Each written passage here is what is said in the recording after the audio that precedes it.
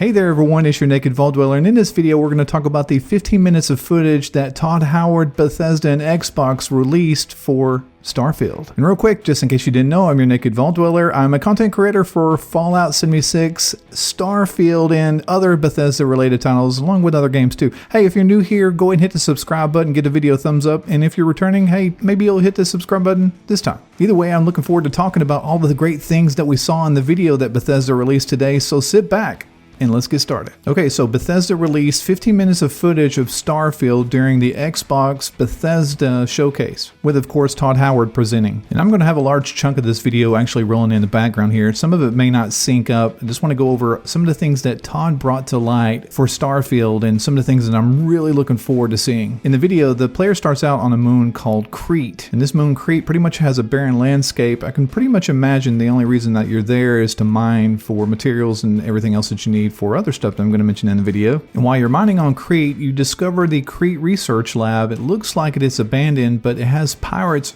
have their spaceship parked outside. How do you park a spaceship? Now, you're supposed to be able to align with some of the factions out there. I'm guessing that on this playthrough, this player is not aligned with these pirates because they go inside and a battle ensues. We can watch a little bit of those fight scenes here.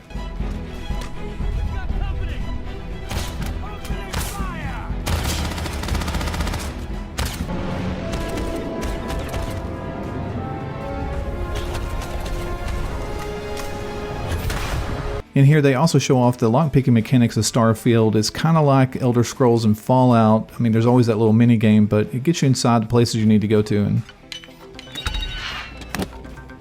next, we scoot on over to the city of New Atlantis, which is on the planet of Jamison. It's absolutely huge and just gorgeous to look at. This is also where I'm guessing will be the hub of pretty much all your adventures. During the course of all your interactions with people, I have to assume that when they talk about the artifacts, it's a major plot point, or it could be a minor plot point, but probably a major plot point to the actual game itself. It would be my guess that you would travel throughout the galaxy finding these artifacts and bringing them back to New Atlantis. Todd then goes on to say that they have a very robust character creation system that's unlike anything we've seen in previous games. Not only would you be able to pick out what your character looks like, even down to the slightest detail, but you'll also be able to pick up character traits that normally wasn't in any previous system. Todd goes on to say that there's pros and cons to every character trait that's out there. Look, I can actually be an introvert if I want to be. Wait, I am an introvert. Bethesda's also created their own skill trees so that the player can select and follow that skill tree down so that they can be the character that they want to be. And this is about the time that Todd started talking about the really cool stuff that I wanted to hear. They're going to have a pile of new weapons inside the game, and they're going to have ways that you can actually make modifications to those weapons, which is a really cool feature in any game. Then you're going to be able to make your own base camps and customize those. You can then hire people to come in and work those camps for you. You may have farms, you may have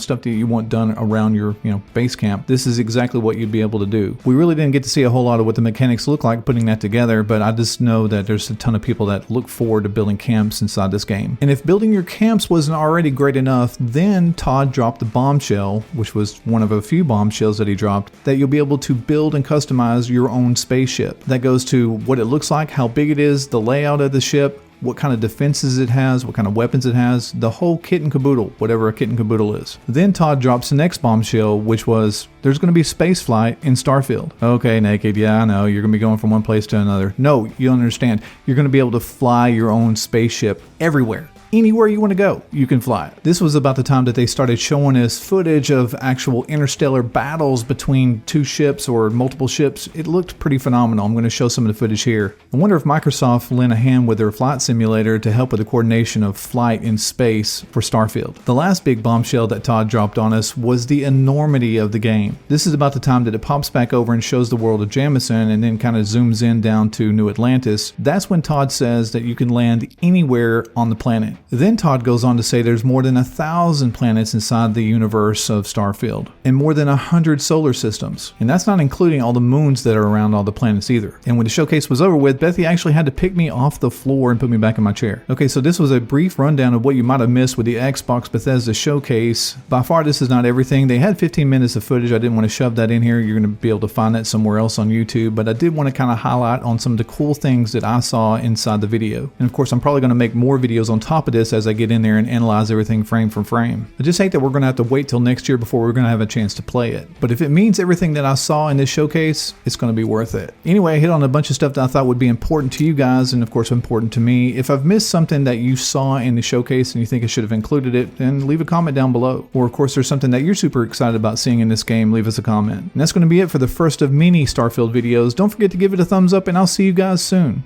I love you. Bye.